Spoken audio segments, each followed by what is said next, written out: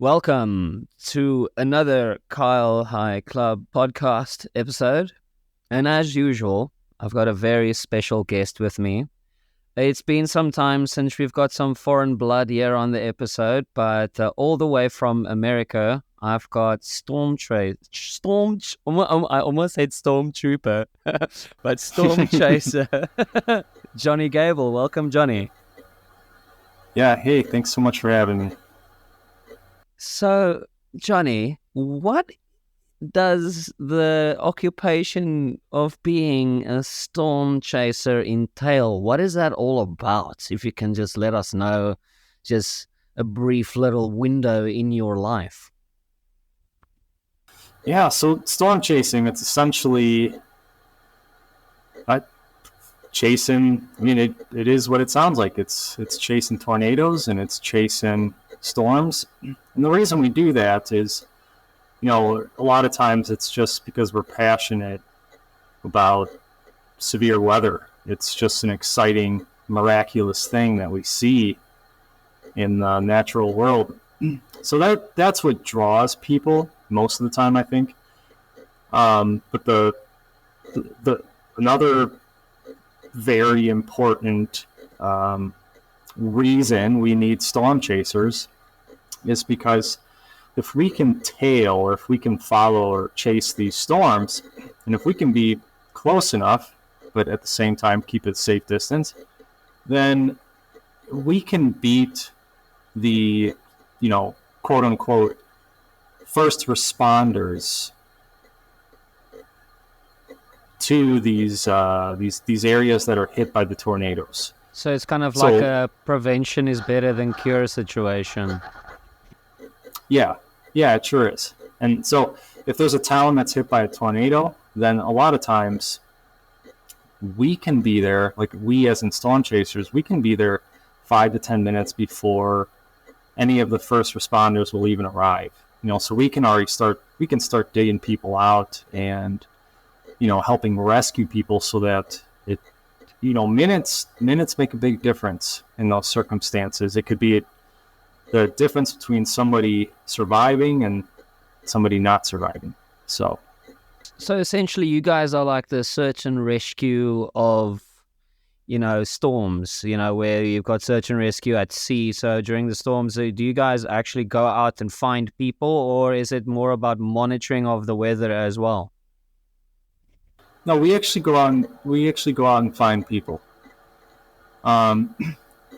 The first part of it is monitoring the weather just so that we can be in the right position.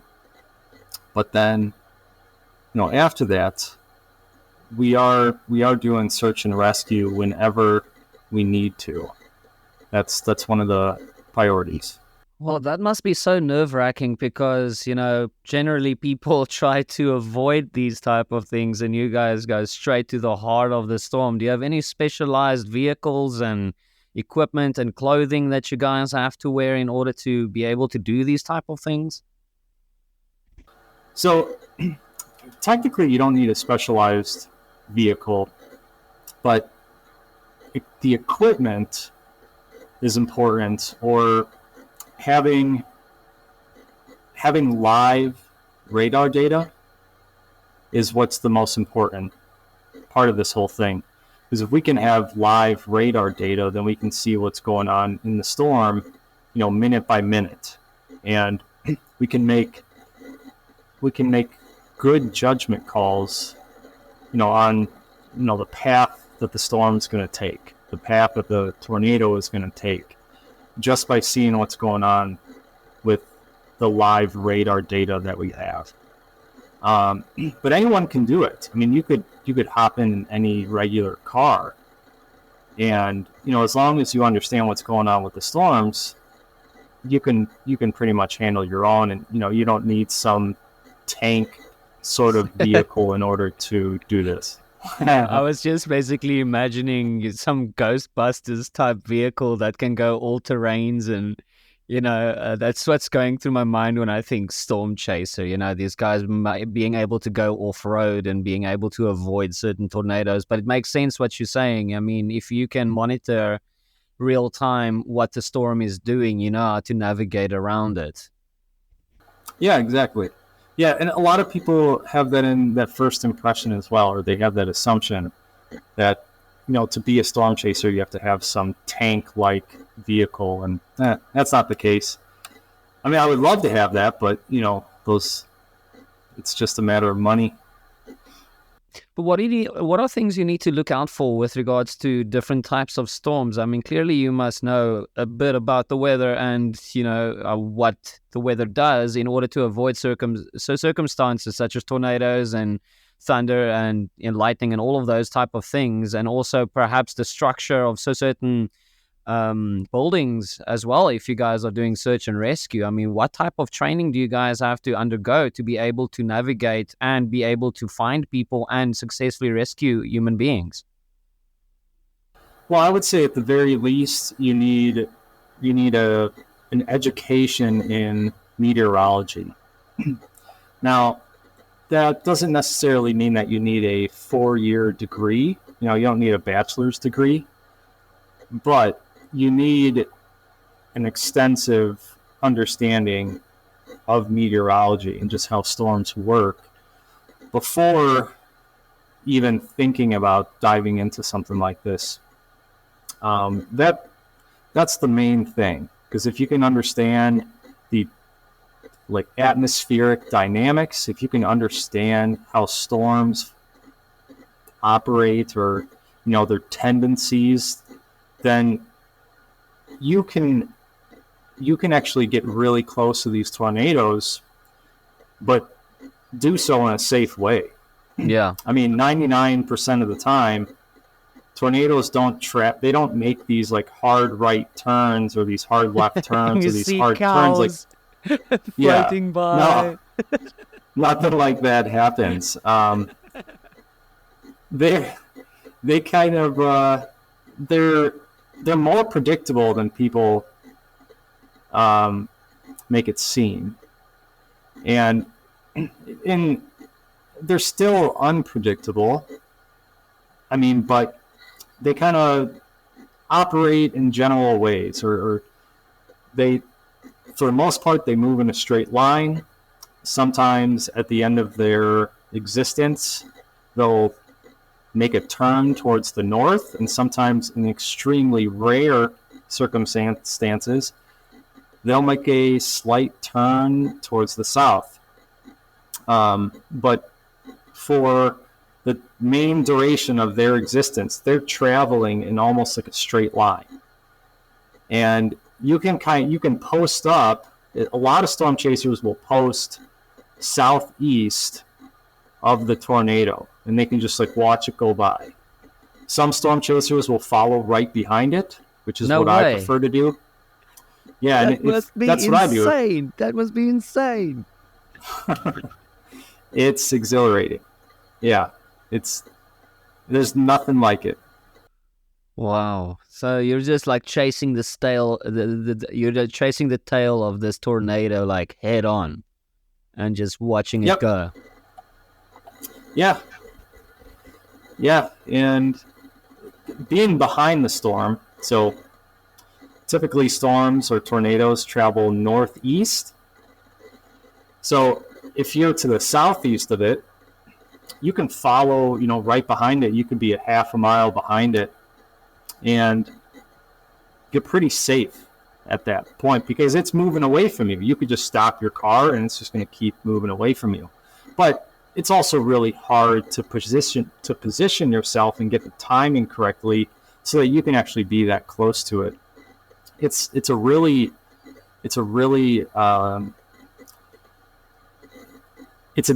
very difficult thing to accomplish, but the principles are simple once you understand just general meteorology.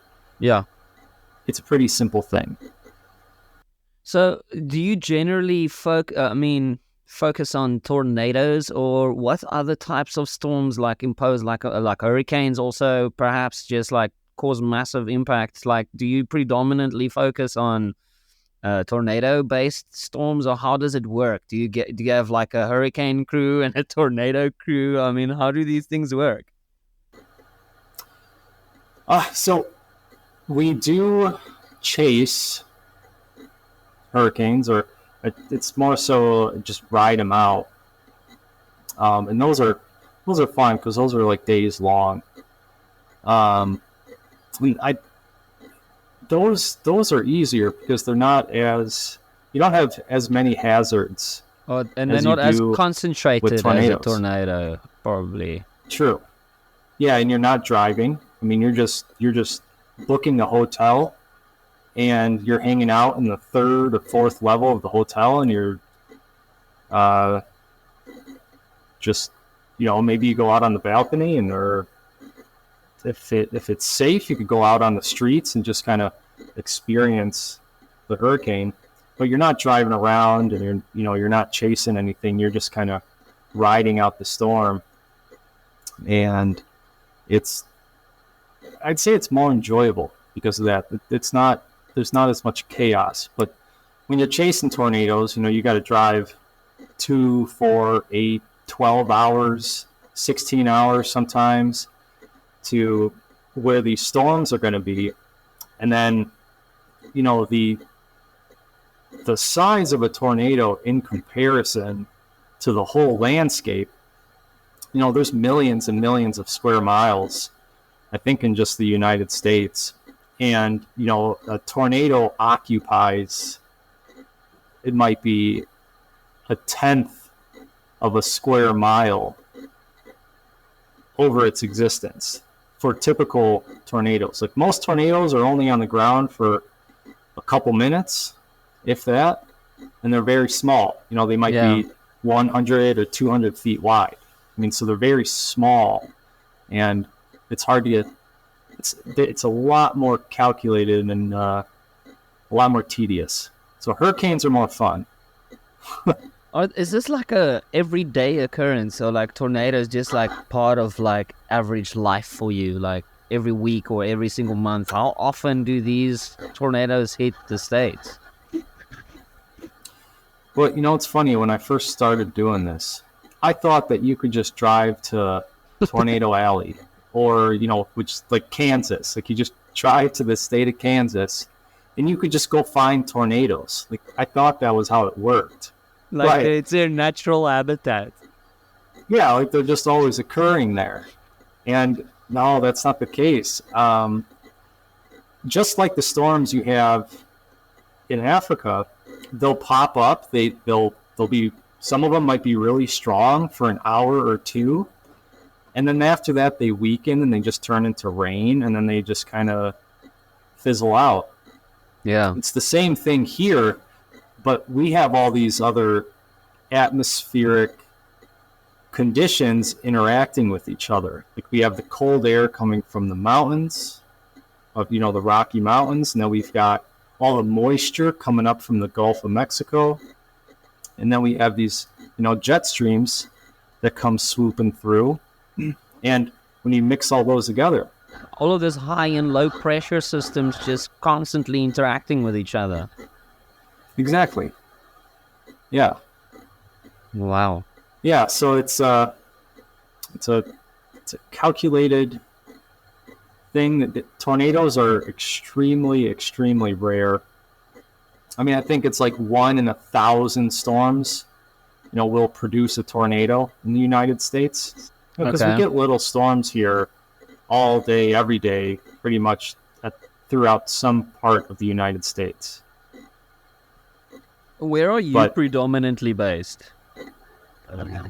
I'm in Chicago area. Actually, about an hour west of Chicago. So, is it referred to as the Windy City because it is actually windy? Well, it definitely is windy here, but I think I know there's a different reason for it being the Windy City, and I think it has something to do with like corruption. Oh no. In a long time ago, and there's still corruption here now. Yeah. Okay. So it's actually due to political reasons and not actually the weather. Yeah, I can't remember the exact reason, but it's not it's not actually the winds outside. There's something more to that. So I live in Cape Town in South Africa, and we're also referred to as the Windy City. So we've got this massive Table Mountain and the southeasterly wind that comes around the Horn of Africa, right? And you'll probably see during summertime and winter times when the wind hits, there are people like actually physically clinging to lamp poles and trees and stuff in the city. It's crazy because of all of this buildings in the city is also like pressurizing this wind. It's very funny to see. And I always found it really interesting, that I also live in the Windy City.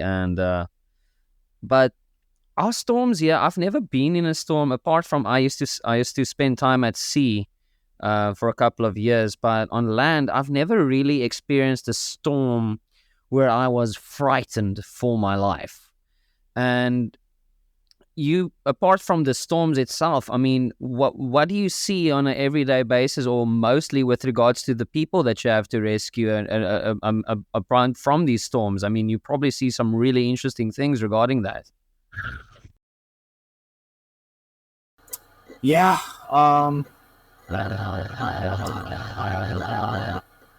Well,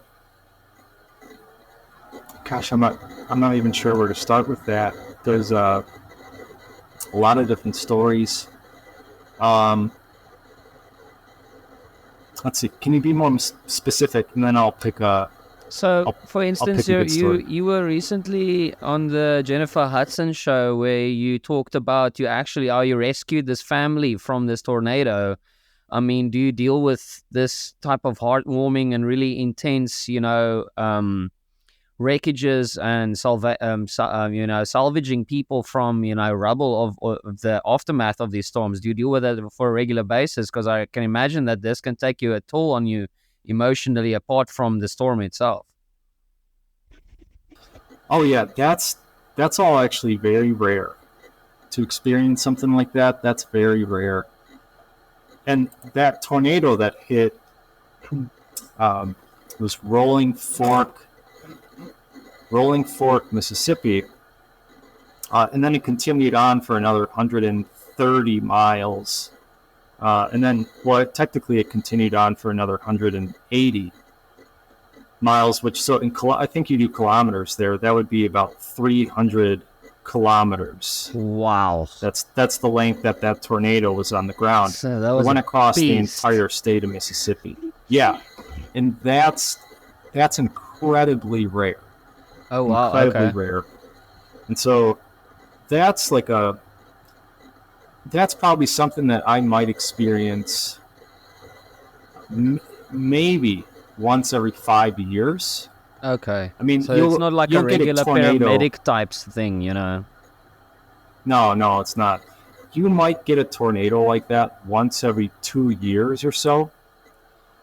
But then to actually be there when it happens and to arrive there within minutes after it hits, that's something that, as a storm chaser, I might not experience, more than like every 5 years, because I might just be on different storms that day, or I might be 100 miles south on a different storm that produced a different tornado, and the timing's not right. So that's extremely rare. So I got you. No, something of that magnitude, that's the first time it's ever happened to me.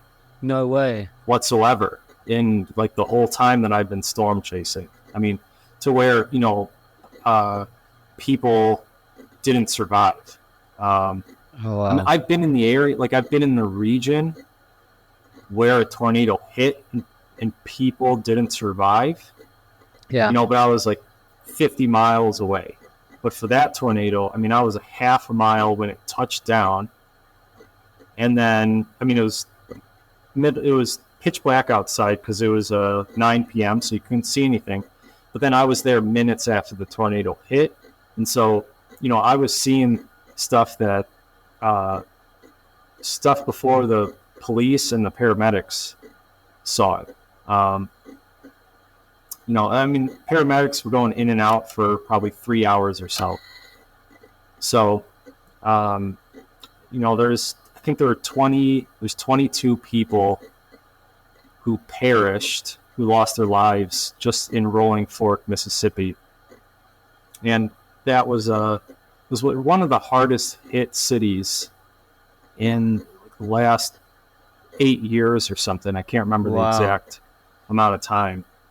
But for like a specific city, So this was a big first for you as well. oh yeah, yeah, absolutely. I mean, that was the first time that I saw people who didn't survive, which was pretty. Man, it all just felt like a dream because at that point, my brain just put up like a protective wall, Yeah. and at first I didn't want to look. Like I knew there were people like, right in front of us, their bodies, and at first I didn't want to look, and I was just gonna like ignore it or avoid it. But then I just thought to myself, if I'm going to be doing this, if I'm going to be storm chasing, then I need to experience that. And if I can't handle it, then I shouldn't be a storm chaser. You need And to so, mentally prepare yourself for more of these to come. I mean, it's not going to stop by that one. true. Yeah, it's not. And, actually, everything that's happening in the moment, that was all easy for me because adrenaline just takes over. Yeah. And that just puts you on like autopilot. Like you just know what to do. You're not even. For me, I mean, there wasn't a lot of thoughts, like cognitive thoughts that were going through my head. It was just like I was on autopilot. I kind of knew what to do. We were digging through what was like a dollar store, like a convenience store. I think specifically, it was a Dollar Tree. I think that's the name of the store. And there are these guys who came over, and they said, "Oh, get somebody over here with a bulldozer, and let's start pulling all this rubble away." And I looked at them, and I said, "If you do that with a bulldozer, you're gonna kill who's ever under that. Yeah, there You might be kill live who's ever under people it." down there. Yeah.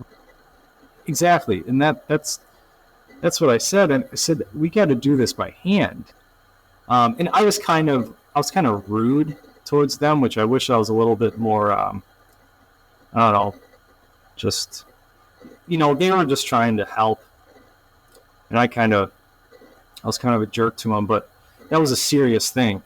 Yeah, the severity of this issue. I mean, it's people's lives, and I think in that instance, I mean, yeah, it needs to be realized you can't just go in there guns blazing. People's actual lives are at risk.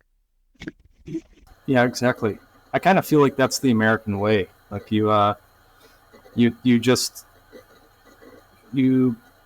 just act now and think about it later. Shoot I feel now and like ask that's questions later. yeah, and that might just be people in general across the whole world, but it's definitely that's a big thing in America. Like just act now and then yeah, try to clean up your mess later type of thing. So you're talking about radar earlier, right? So can you pick up high and low pressures and stuff like tornadoes on radar without satellite and be able to track, these storms live at night without having any visibility? Oh yeah, you sure can. Um, well, now I guess I should. That's like a conditional situation. So you have to be connected to some sort of internet. Oh, And no. if you have a connection to the internet, then you can connect to all. You have to have a special software, but then you can connect to any of the radar stations in the United States. And you can actually do this. I think they have it set up in Europe, and Africa as well. But yeah, you do need an internet connection. I mean, almost no matter what, if you want to be able to see the radar for these storms. Now,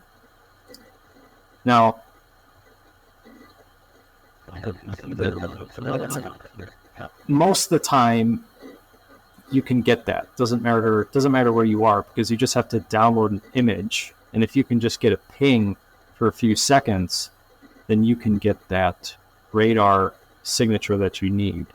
Oh wow! But there's been usually, actually, I think the only time I've ever run into like real problems with getting radar imagery is after the storms have hit. I mean, just minutes after. Leading up to the storms or the tornado, touching down and hitting these cities, the radar imagery is usually something that I can get a hold of within seconds, and it's updated. But it's probably related to storm damage or just interference. Yeah. And that's when I've struggled, where just all the cell towers are they're out, they're down, and it could be 10 minutes before I get an updated image.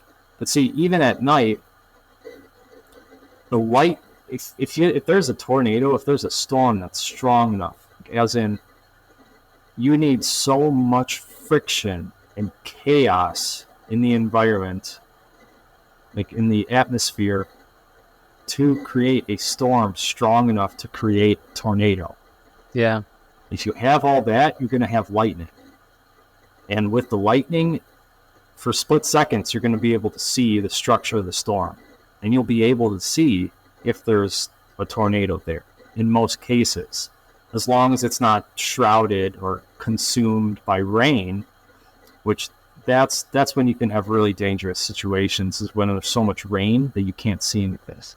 Oh yeah, because that electric interference, that rain is a conduit for all of that electric interference, correct? Yes. Yeah, I would think so. Yeah, it's got to be. I guess that's a little bit beyond my understanding of physics and stuff, but that would make perfect sense. But we have to check on that. Yeah, well, don't check. I've got nothing to do with the weather. I'm just speculating over here. That's a good point you make, though.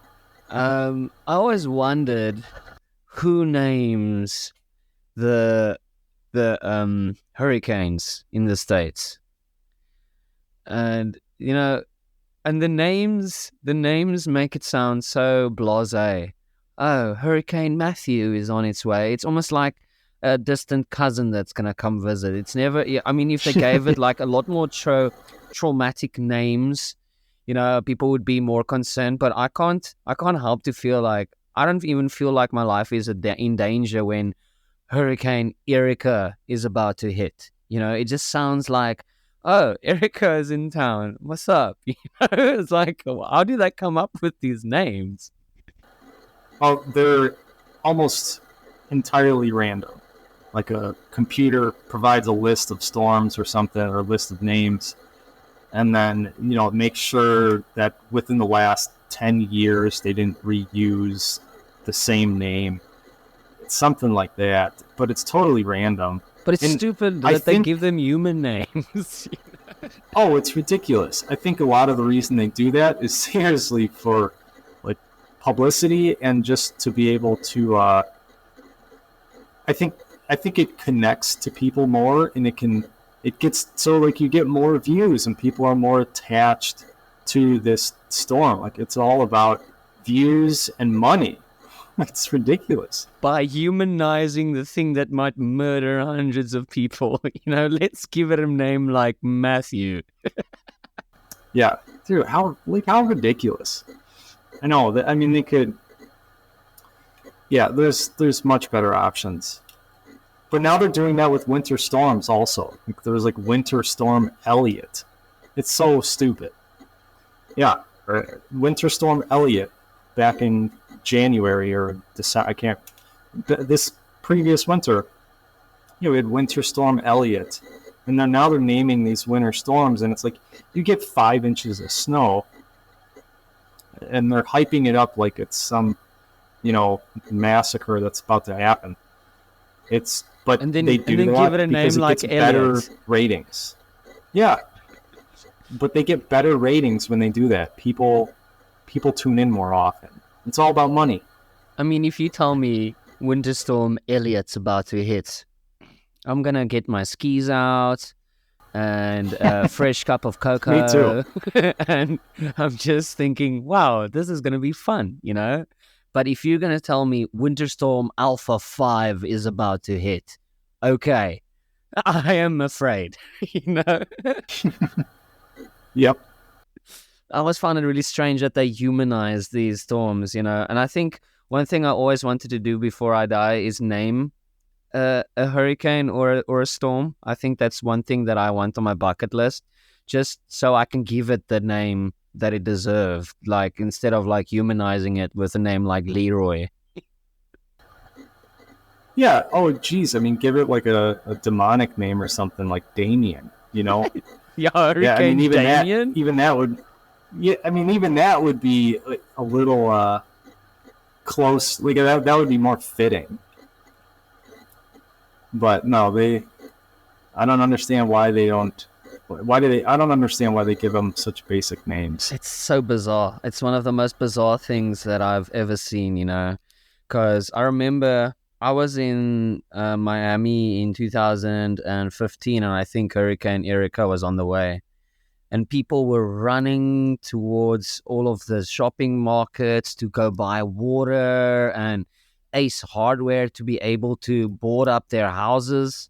And I was on my way to have a cookout, because I was like, Hurricane Erika, fuck yeah, let it happen. Let's do it. That's how a lot of people are too. They're stocking up on booze and stuff, and they're excited about it because they might just get a couple days off of work. I found like there's one thing about American culture that I like is they're very susceptible to doomsday prepping. Yeah. People buy into all this stuff. They want to. A lot of people want to believe that there's a doomsday coming. I think this might come into your theory of like humanizing the hurricanes, for the publicity. It comes like, okay, cool, let's give it a humanized name just so we can get more sales going through the stores so people can buy more water and go stop by Ace Hardware on the way home. This might all be part of the Illuminati conglomerate going into conspiracy theories. Yep, I think so too. If you have to say, what was your, I don't know if this is even possible, but do you have a favorite storm that you chased? Yeah, it was definitely, it was Andover, Kansas. Andover, Kansas, back on April 29th of 2022, so last year. That might be that might be like the most photogenic, incredible tornado that I'll ever chase. Like the whole experience in general. And it's sometimes it's tough for me to accept that. Like I almost don't want to say that because I would be sad if that ends up being true. But tornadoes are really rare, and it's also even more rare to see a tornado that's photogenic or pretty, to see a beautiful tornado. And then for that tornado to be on the ground for a long period of time is even more rare.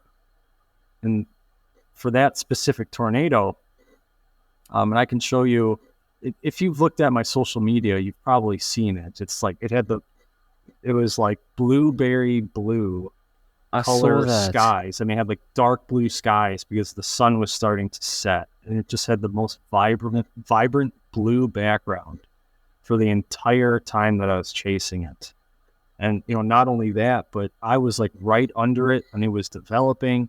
I got in position just within like the nick of time, and then I chased it and I followed it for the entire duration of its existence. Like, so before it even touched down, I was watching the whole storm develop and organize. And, you know, it starts out where it's just like this chaotic mess of clouds that are just exploding upwards into the atmosphere. And then it kind of turns into like you see this whole massive storm starts to slowly turn.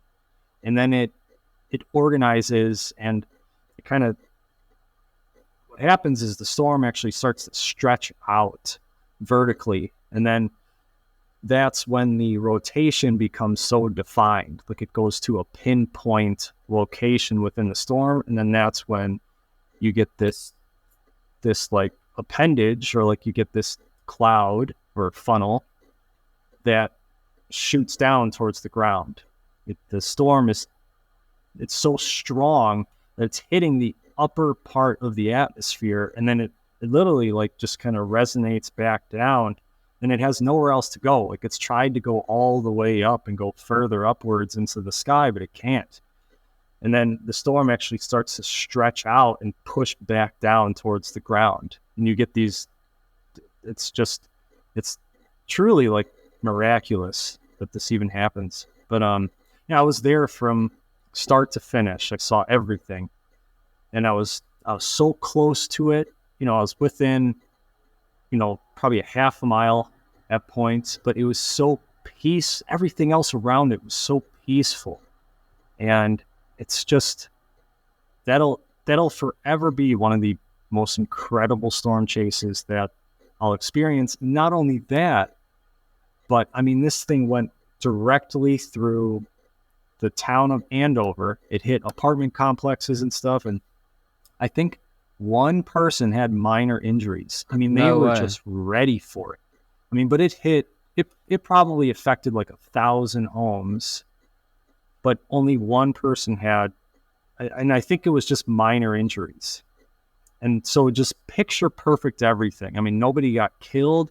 It was the most beautiful tornado that it's better than stuff you'd see in the movies. Yeah. I mean, just had everything. Nobody got killed. It was beautiful. It was on the ground for a long time. It was safe, and it was predictable, and there was no rain to kind of like mess things up. I mean, it was just incredible. I mean, I don't think you even have to feel bad for saying that. I can only imagine seeing nature at its purest form, having the perfect backdrop of the perfect time of day, and seeing nature at its most natural form, and this contrast of peace and chaos in one place. I can only imagine that must be a phenomenal work of art to witness live. And I don't think your photos and videos will be even able to justify what you've experienced in that point. And you shared that from beginning to ending. And I think that is like a once in a lifetime experience. So I can only imagine, you know, seeing that wonderful work of art develop and conclude in front of your very eyes. I don't even know what that looks like. So I think that is probably like an experience of a lifetime.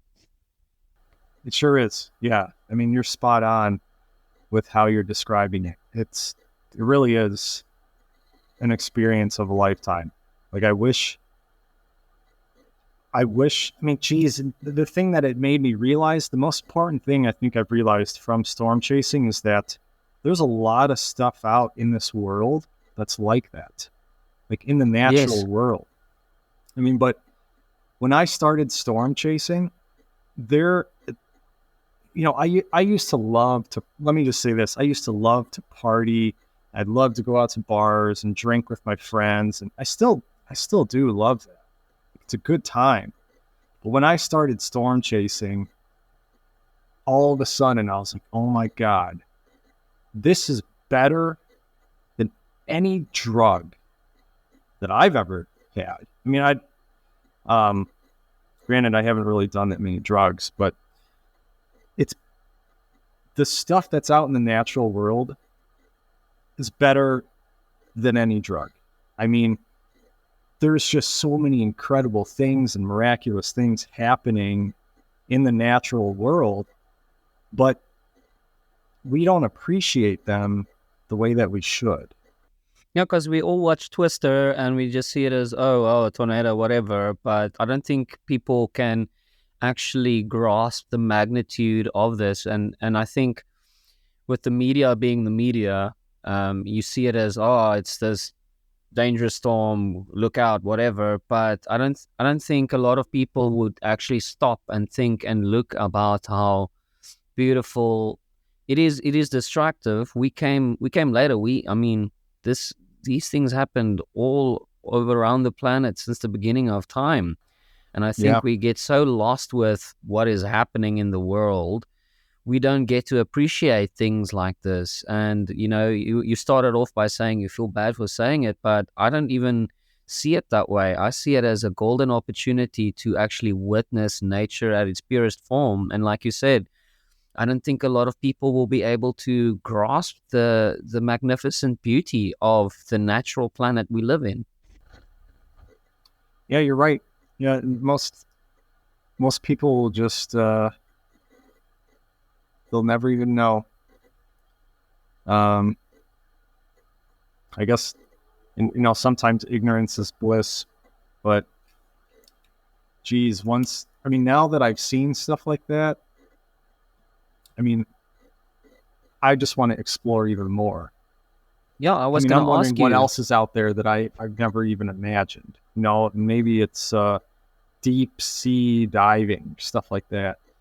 I was going to ask you, has this kind of like sparked your curiosity in other aspects of art or exploration and things like that? Has this kind of like, planted a seed for more exploration or opened your eyes towards witnessing other small, like significant things that makes a big impact in the planet? Yeah, it certainly has. Or it's started that different types of thoughts, or it started it's created this different thought process in me. It's created this because it doesn't happen very often. Storms aren't that, once again, storms like this are very, very rare. And so this, I will say that this is kind of like a drug for me, and actually not kind of, it's absolutely like a drug for me. And I made some cognitive decisions, like some conscious choices to dive into storm chasing, because I saw myself going down a slippery slope, which was, I was starting to really, really enjoy whiskey. And like really enjoy whiskey. Oh, and I love it. I love like just 2 shots of whiskey on the rocks and just sip on that. But what happened was, I would do that a couple nights a week, and then I was doing that every night. And then all of a sudden it wasn't just, this like shot and a half that I typically do, that's not cutting it. So I need to do 2 shots. And then, then eventually I'm doing like 2.5 shots. Now I'm doing like 2.5 shots every night for like 2 months straight or whatever. And I just finally I just realized, I'm like, geez, this is how people become alcoholics.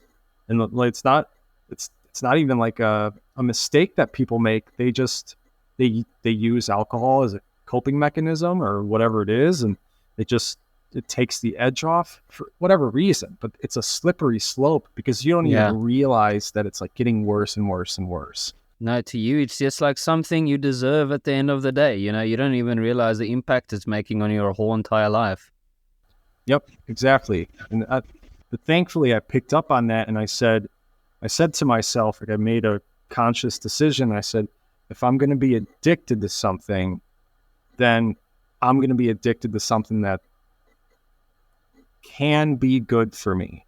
I mean, you could argue that storm chasing is dangerous, and maybe that's not good for people, but the amount that I've learned and the amount that it's just expanded the ways that I'm able to think and see things differently, the way it has taught me how to learn. And, there's so many like layers with this. It's like an onion. And it's not just that I'm an experienced storm chaser and I can predict tornadoes and where they're gonna be. That's not even what impresses me the most about this whole situation. What impresses me is that I figured out how to learn about things in the real world in a way that we're not taught in schools, which is, you read a book and then you're tested on it and then you apply that information to the real world. I mean, that rarely ever works. What storm chasing taught me was how to teach myself things like On the actually fly. in the field, in the real world. And like, that's the way to do it. You dive into things, but you try to do it in a safe manner. But that's tough. That's the toughest thing is how can you dive into an arena? How can you jump into an arena and navigate that safely? And that's where it's But tough. most things that people do that they get really good at is from trial and error. I mean, you take anything. A skateboarder isn't going to become good at skateboarding if he never had a fall in his life. Falling is one of the first things you need to learn, Everything that you need to experience that you love and that it's worth that pain. It's worth going through every single fall, every single trial and tribulation about it. And that's what I love what you're saying right now is when I worked at sea, and it's part of my life philosophy right now. And it's also got to do with storms, but my captain that I work with, one of my favorite captains in the that I ever worked with, Captain Chad, great guy. Anyway, but he said a calm sea never made a seasoned sailor, and I've adapted that in so many fields of my life. And it's true what you're saying. You need to go out there and experience things for yourself. You need to hit your head a couple of times to know not to do something a certain way. And by experiencing these things that you don't learn in a book, I bet that probably changed your whole entire perspective of the world. It sure did. Yeah. And it's also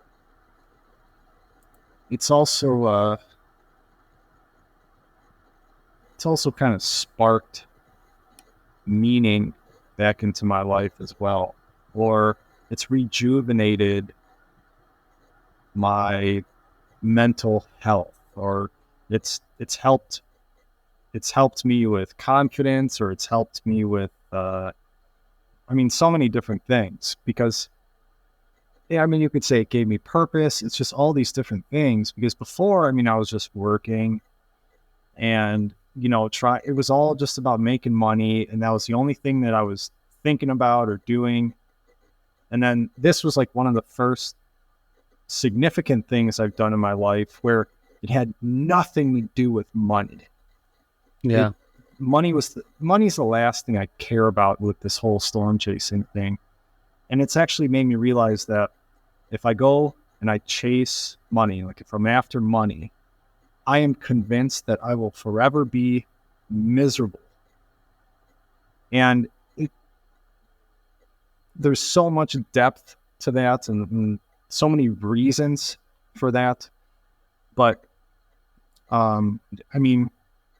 there's a difference between needing more money and always wanting more money. Like it's human nature to always want more and need more to get that dopamine fix or just to be satisfied. It's different with money because it's in a way it's fake. But with chasing tornadoes, or if it's maybe somebody wants to start doing riding dirt bikes, or maybe they want to go skydiving or rock climbing, or they want to develop a business that creates products that actually help people in the world. Whatever it is, the experiences that people get from those situations are priceless. And that's that's what I mean. So I still want more and I need more. And, I mean, this is like one of the best storm chasing years that I've had and the most successful. And I'm so bored right now. And I'm restless. And all I want to do is I just want to go out and I want to chase more storms and chase tornadoes and get as close to tornadoes as I possibly it's becoming can. quite like that whiskey right now, Yeah. you want a little bit, you need more out of your fix. But what I Yep. found Yeah. And that's a slippery beautiful, slope too. I think what I find beautiful about this is your eyes are open to experience over monetary, physical material value. And I think Yes. you've identified experience on this planet. You've got so little time over here actually on this window of life, and you want to use that on experience. And that hunger for experience is nothing short of beautiful. And I respect that more above anything. Thank you. Yeah. Yeah. I mean, you get it. It's, yeah. I think you and I think we're on the same page with all that. I mean, so one of the points that I want to make is I'm always going to want more, but there's a different type of satisfaction, and it's like I still have this satisfaction that I feel, or that it's like tangible. That's But at from least the it's more past. constructive than destructive. Yes. But I mean, when it's just money, like when I was chasing money years ago and that's all I cared about, as soon as I made the money, I mean, then it just stopped right there.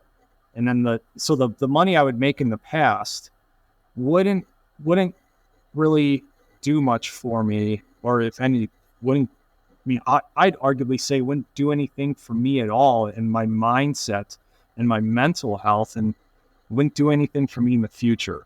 Nothing at all. Like it was just a number in the bank. But the experiences that I've had from storm chasing, whenever I look back at that stuff, it's just priceless. And I really wish more people would focus on those things, because I haven't always had the best mental health. I mean, I've always struggled with that. And there's so many people in this world who struggle with that. And if they would go chase things that actually have meaning. They need to go chase their proverbial storms that they're afraid of. Yeah. Yeah, exactly. And realize, so what I'm gathering from this is so let's use a storm as a metaphor right now. And if you're able to take your time and learn how to navigate your storm and know what it is, what you need in order to survive one, you can go find the beauty of it.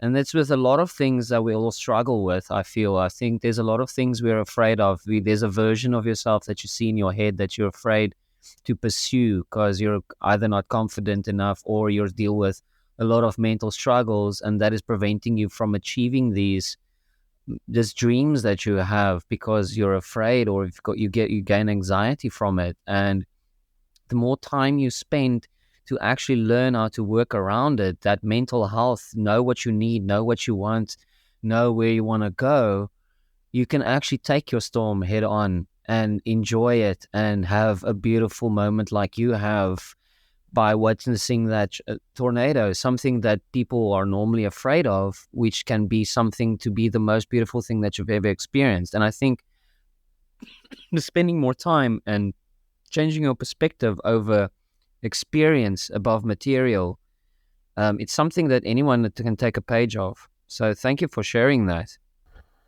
Yeah. I mean, thank you for having me on here and, allowing me to, because I love talking about this stuff. I mean, there's so much philosophy that's within all of these, just it seems like they're little choices or decisions that we're making each day, and but that leads to this like much bigger picture, and there's so much philosophy or so much that we can learn from all that. And it's I go through, I'll also say this, through this whole process of storm chasing, I've gone through a lot of very, very low lows where, there's been heartbreak or struggle or really difficult things that I've dealt with. But then the highs and just the amount that I've learned in just a year's time. I mean, I've learned more about Outweighs those myself lows, yeah. and more about the world, I've learned more in 1 year than I did in the previous 34 years of my life. Like I can confidently say that. And the amount that I've advanced is just nothing. Like I've advanced more in a year than I did in, it feels like all other years of my life. And yeah, it's worth it. Do you believe that we all have a purpose?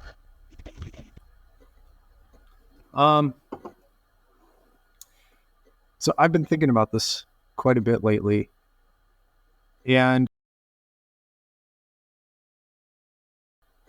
there's an optimistic side of me where I kind of keep things separate. There's an optimistic part of me where I do think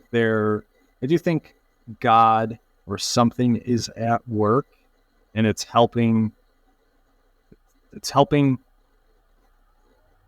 to guide us and lead us in the right direction, or lead us in a certain direction that gives us options to become the best possible version of ourselves. There's an optimistic part of me that believes that there's God and everything happens for a reason. And sometimes I think that might just be a coping mechanism for me, because the pessimistic version of that is hard to deal with. But anyways, I still believe that there's a God or something greater out there, and it helps guide us and keep us safe. And despite all the horrible things that we may deal with in life sometimes, I still believe that. But at the very least, I mean, I know there's some facts that I can share, and it's God doesn't just give us opportunities. Like we don't just get things. It's not just put in our lap, or it's not patience, or it's not waiting around for an opportunity and waiting around for the right moment that creates opportunities for us. That's not how it works. I mean, people have to create purpose in their lives. That's what I believe. I mean, yeah, you need to give your own life meaning.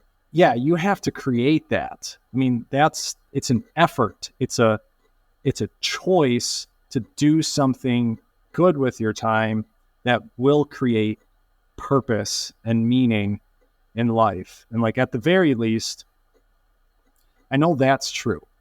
And it's, I still believe that there's a God or something, the universe and energy, that kind of leads us in a certain way. And some people just want to take it easy, and they just want to relax, and they're content. And that's perfectly okay. And they choose that route. And ultimately, the purpose or meaning that they have in their life is limited. Like it might feel like there's not a lot. But it's an easier path. But so to answer your question, we have to create that meaning ourselves. I mean, that purpose is something that we earn and fight for, but it's worth it. I like the fact that you say purpose is something that we earn. That is by far one of the most profound things I've heard, because sure, if you but choose a life without purpose where you like to relax and you just want to, swing life away and just chill, I'm not taking that away for you. But if you're longing for purpose and you're longing for meaning, you need to go out and earn it. I remember I used to be in sales, and I used to have this wallpaper on my computer that said, "Good things go out. Good things happen to people who wait." And then it had the wait crossed out, and it said, "Go out and fucking get it." Yes. And and Yes. I and I love that because I can't even count how many experiences I've had where I was like, oh, I don't want to do this, and just by submerging myself in that experience, I've learned so much. I grew as a person, and yeah, and by that I learned, and I cried, and I experienced, I laughed. And by doing these experiences that we are both talking about and just going out and doing the things that we love instead of putting the things we love off, we are earning our purpose. And I think that is awesome. Yes. Spot on. Jonny, if I'm in the point of this podcast where I normally ask my guests if they could share anything to absolutely anyone in the world right now, what would it be? Well, I've been meaning to get to it or explain it somehow. It's what changed my life. It's just,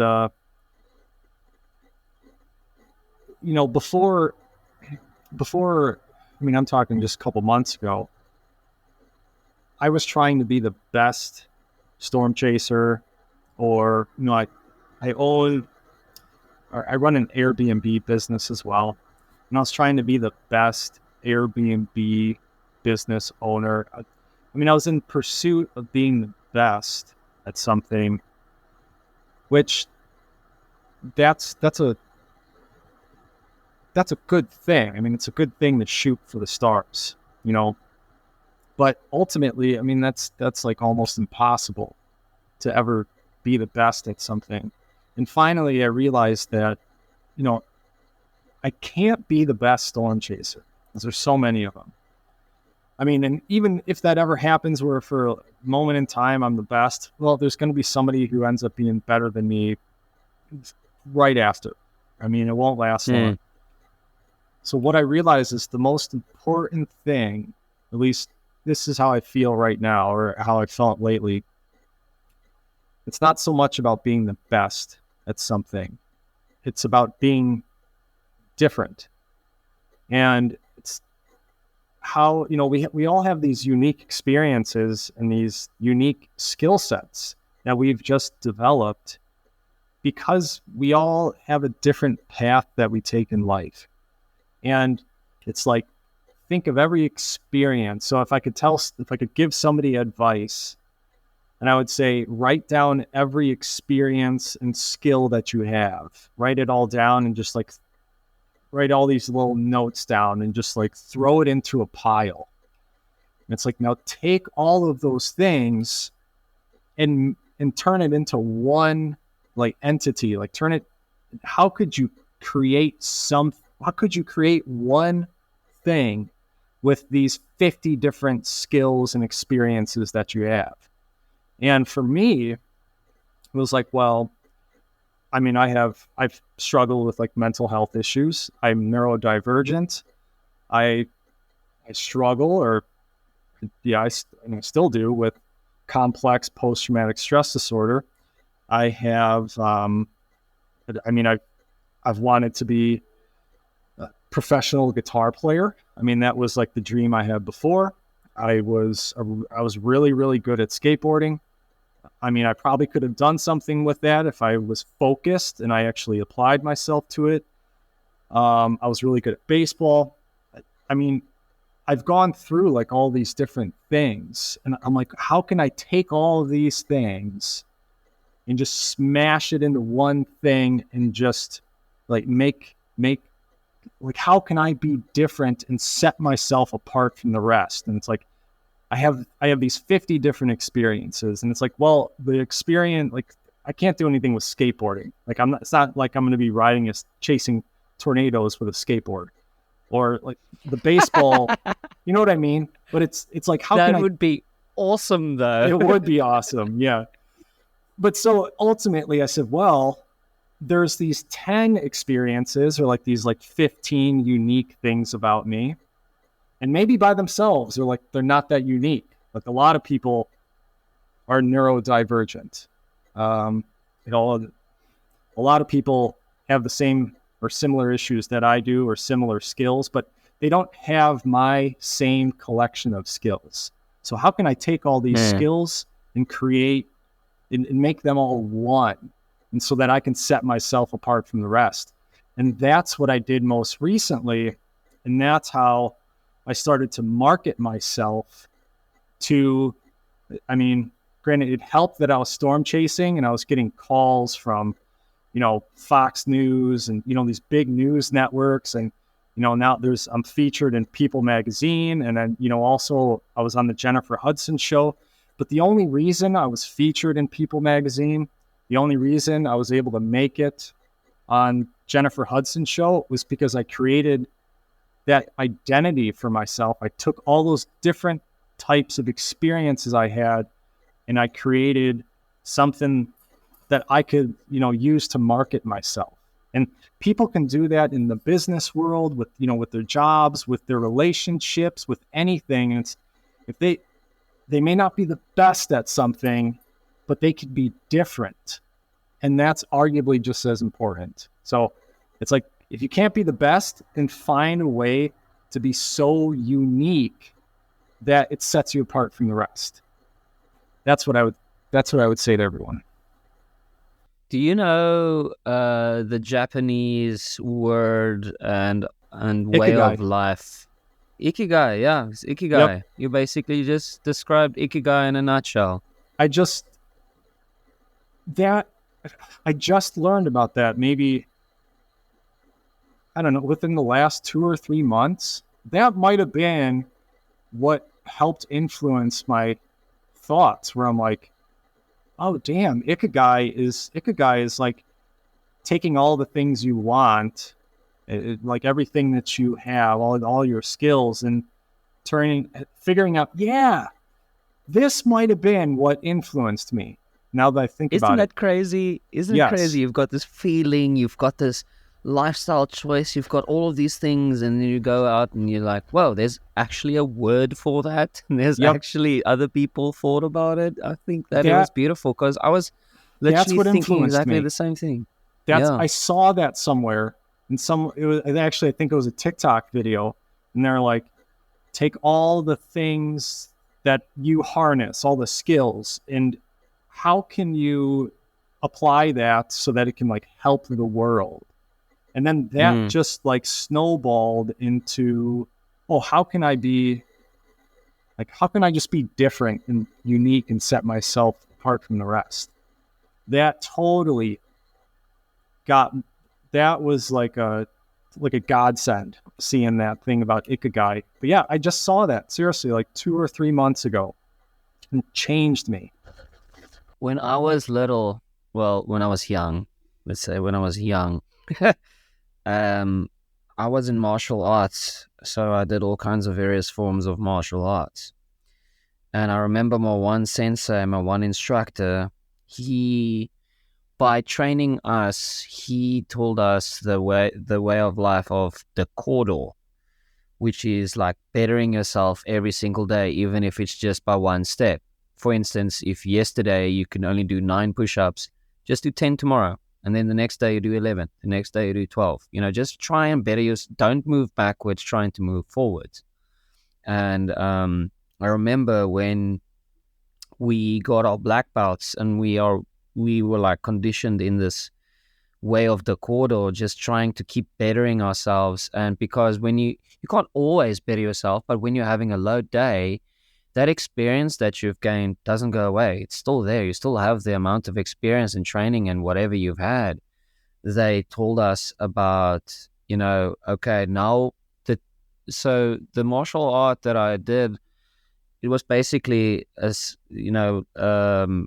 designed as a self-defense, but they told us about Ikigai in the sense of you have the skills now and you have this mindset and you have this body, and they try to tell us about what can you do with it, what are you going to do, what are the choices you're going to make, and how you're going to find that balance. And it stuck with me. And when you're young, you're like, whatever, dude, Yep. And it only recently started revisiting me, where I'm just trying to figure out, as a 33-year-old guy going through an existential crisis, what the fuck it is that I want to do with my life right now, So, and then it it's started just the little revisiting me. improvements. Tiny the little little improvements. daily improvements every day, and that'll lead to just something massive. And that I know is true, but you're never ready for it. You never know what it's going to lead to. But just bettering yourself just ever so slightly every day will lead to something that people can't even imagine. I think the most important thing about all of this also is, when you, between inverted commas, relapse or you don't achieve your goals a certain time or a certain week or a certain month, you shouldn't beat yourself up. I think we need to be more kind with ourselves and be more motivationally speaking, instead of being like, you asshole, you didn't do this day, or you screwed up again. I think we're very quick to beat ourselves up versus to actually be like, okay, this is cool. What did you learn from this? And I feel that's also some like a little mind shift. I'm speaking for myself too. I do the same thing. Exactly. I've been so mean to myself before. Man. But also that can be a good thing, because I've said more mean things to myself than anyone in the real world could ever say. And so if whatever somebody tries to insult me with, because you get those people who are just nasty, and they're just horrible people, and they project their nastiness onto you, you'll get those people. And of course, I've said so many things to my own self. I've been so mean to myself that whenever somebody tries to insult me or say something, or whatever, it just goes right around me. I typically laugh like, at you it. should see the things I say to myself. Yeah. Like, oh yeah. I was telling myself that last night. Tell me something I don't know. Yeah. And it's also a liberating thing just to, I've done that on social media before, where I'll just go out on Facebook, and I've been like, hey, I've got these issues. I've got these problems. I have these things that are wrong with me. And actually admitting that, and just it's been kind of liberating for me to do that, and just be like, I've got some screws loose. Like, I am not a perfect person, and I'm okay with that. And you know what? It's just, if somebody, I don't ever want anyone to have any power over me whatsoever.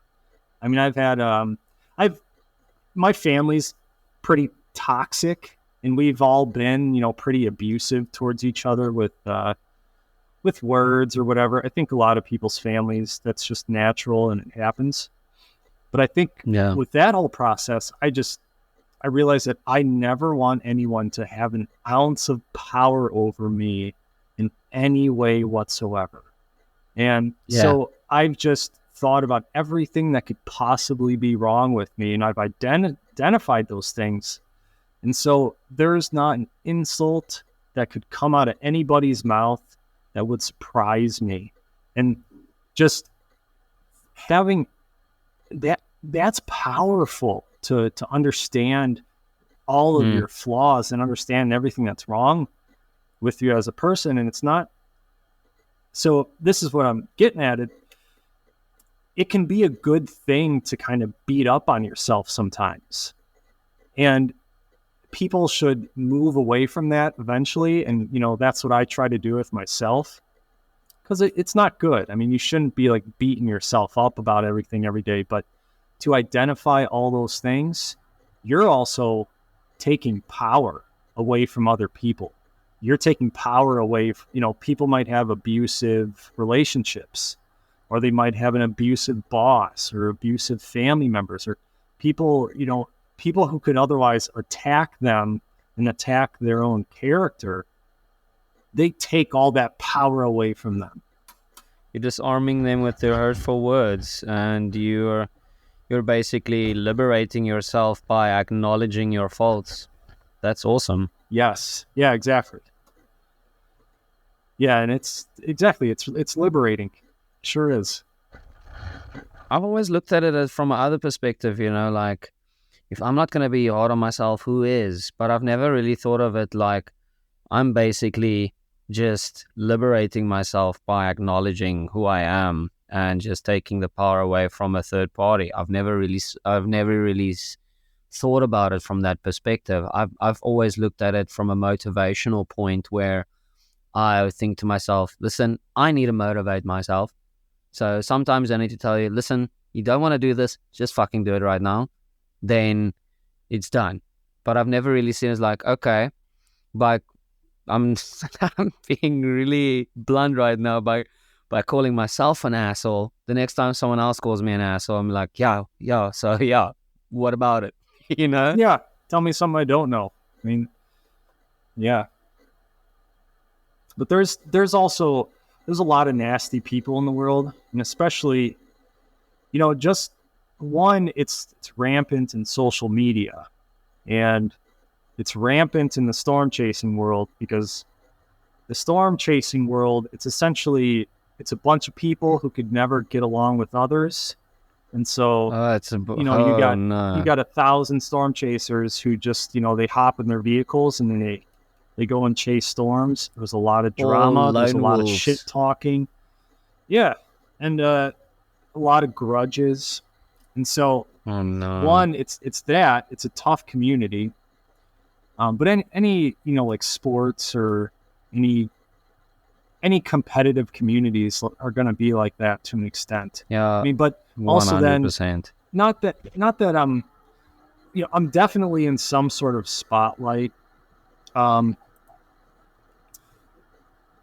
That has changed me, because I've been, ridiculed for just like stupid mistakes that I've made, or just things that are different about me, or whatever it is. And so being in this like spotlight that I'm in with storm chasing, that has just forced me to, it's like, well, either I'm going to allow these situations where people can insult me or hurt me or affect me, or I'm going to sit down and identify every single thing that's wrong with me and take the power away from these people. And that's been life-changing. I mean, because now it's like I'll go after anything, and anything that's worth it. And if I make a mistake along the way, well, I mean, I don't care, because that's part of it. But here's the thing. That's part of the whole process. Here's the thing. You know what is worth it. That is the golden ticket. Because what we think are worth it and is valuable to us isn't always necessarily the right thing for us. The golden ticket is, if you know what is definitely worth chasing, that will set you apart from anyone else. Yes, I love that. It's true. Because, someone can be like, oh, that bottle of whiskey every single day, that's worth it for me. They might think that, but is it? No. Yeah, so I mean, that just hurts you. Exactly. So being able to identify what is worth it and what's not worth it, and pursuing that, I think bringing this all full circle, I think that is the meaning to life. Right there. Knowing what's worth chasing. I agree. I like that. I like your perspective on that. I would like to thank you for being part of my podcast. And My it's been an pleasure. absolute honor to have you here. And I would just like to wish you all of the safe travels and all of the luck and all of the success with your future endeavors. And I'm humbled that you managed to spend your time with me today.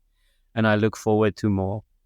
Yeah, yeah, I would love, likewise. I really appreciate, you making this work, and it takes organizing, and sometimes I'm tough to. Get a hold of. Yeah, I've got so much going on, and that my Yeah. ADHD is just so bad sometimes that it's like, Yeah. and then, geez, I'm dealing with the stuff where I had carbon monoxide poisoning. Well, Damn, dude. on the next, hopefully we do this again. I really hope so. Yeah. And I've got more stories, got more good stories to tell and share, and we'll go over that next time. But yeah, this was awesome and fun for me.